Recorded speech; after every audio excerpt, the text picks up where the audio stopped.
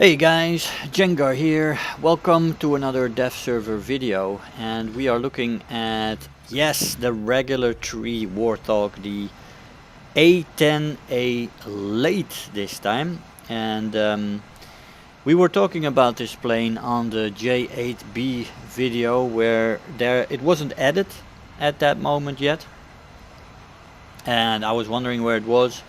Together with the Mirage that was also on the way, apparently. I mean, we had information on that, but didn't see it yet. But they did add it this time. They didn't put up or wait for the third dev server.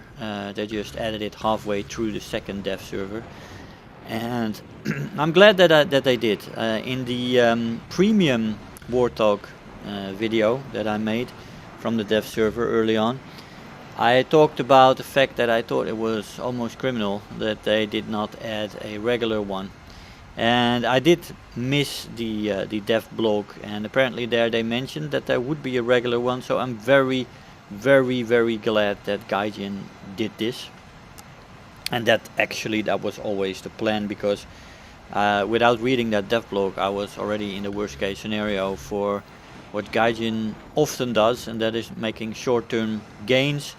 And that's not the case right now. So there is an A-10A Late Warthog here for people who don't want to get into premium, and I think that's worthy of praise. I think that's good.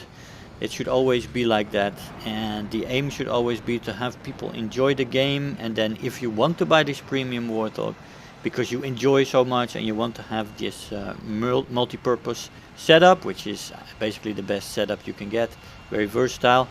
It is not on this one, it is only on the premium one, and then you buy something because you want to have it, not because you're frustrated with the game.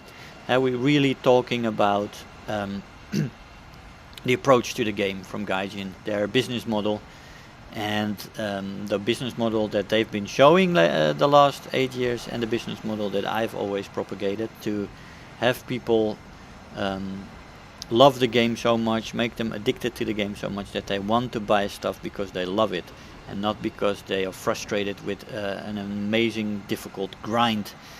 And that is what Gaijin has been doing, and I was thinking, without reading that dev blog, that well, it fitted into the picture, right? Only a premium Warthog.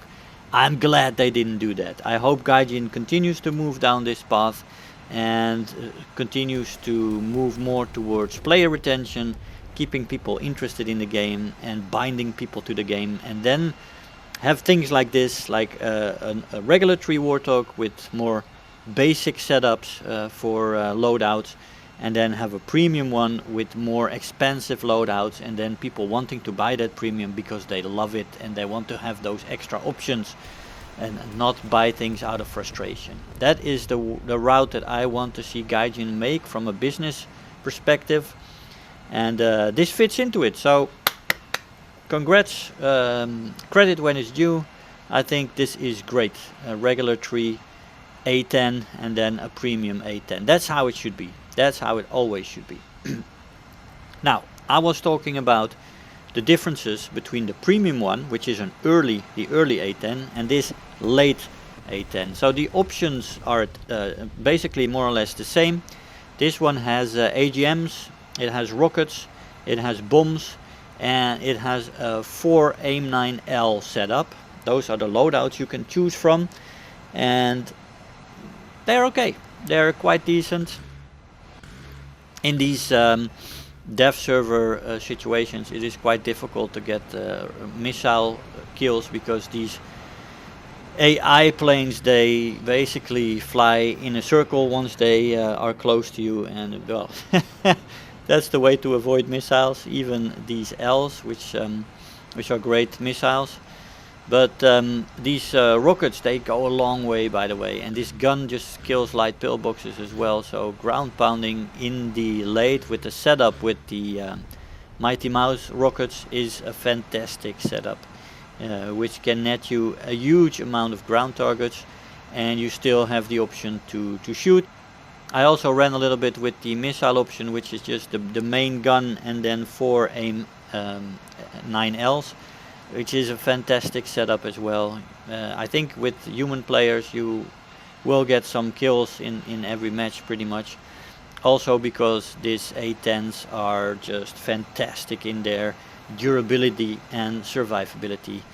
The armor box in which the pilot is sitting for this one is actually twice as thick as the A10 early, so you have better protection for the pilot from the sides and from below in this plane in that box, so that is great protection. But the main thing that this one is missing compared to the premium one is that multi-purpose setup basically. Now here I'm getting a little bit close to the ground. I shoot myself to pieces here. I didn't know those rockets had that much explosive power. I thought it would be safe, but we're gonna do it a little bit better in this next one. But yeah, so that multi-purpose role is basically the reason why you would want to have that premium version. Because that one has just basically everything with rockets, air-to-air missiles, air-to-ground missiles. It's just a fantastic setup. Bombs, so you have everything on that multi-role loadout, and it's not on this regular 3 version.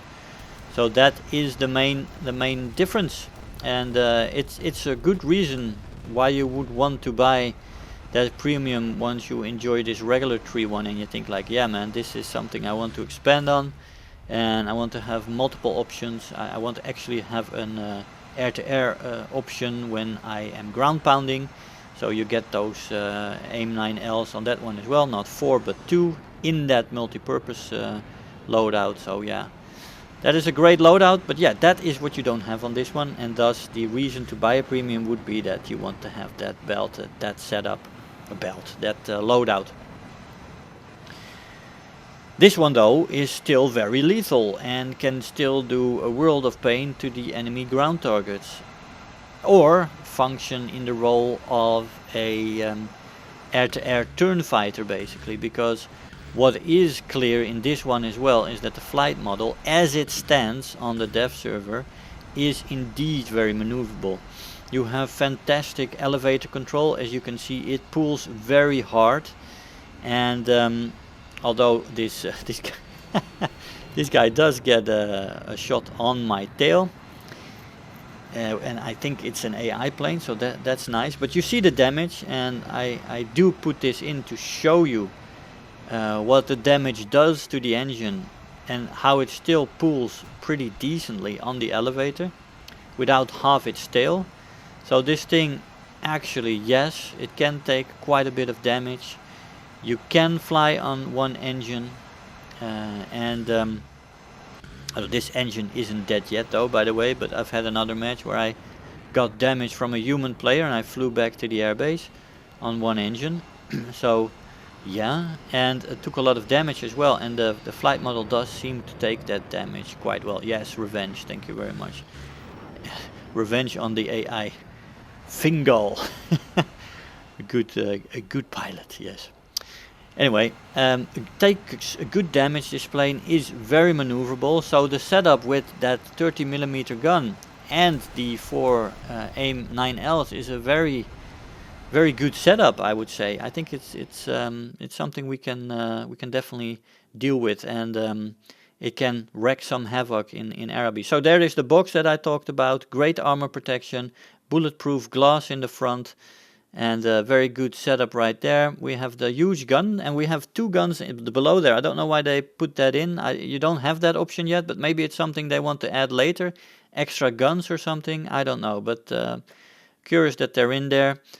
But good, yeah. Fuel selection is pretty nice and tidy on the fuselage, not too big in the wings and stuff like that. So I like that. So yeah, a great setup. Let's see the options. These are the options: the AGMs, the rockets, the bombs, and the AIM-9L setup. I think it's good to have this version in the regular 3, and I like that Gaijin did that. Guys, I hope you enjoyed the video. I want to thank you all for watching, and I will see you guys next time. Bye bye. If you're new here, make sure to hit the subscribe button, become part of this community. If you are already a subscriber, don't forget to like the video, Do leave me a comment, and if you really feel like helping out today, make sure to share the video with your friends and let them know about the channel.